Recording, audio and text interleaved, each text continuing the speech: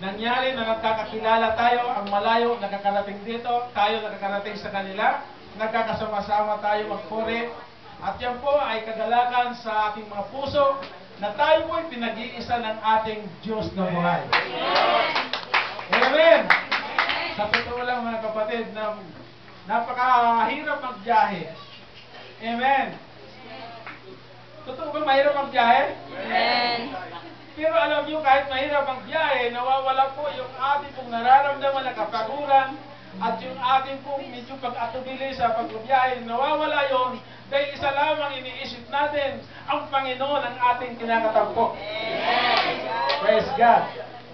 At sa araw na ito mga kapatid, sa ating pong pagpapatuloy, maraming salamat po sa iba't ibang mga simbahan na pinangungunahan po ng mga pastor na kasama po sa Revival Without Borders.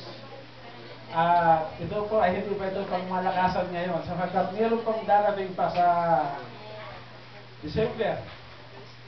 At alam po mga kapatid na kung ang bilang natin ngayon ay kunti,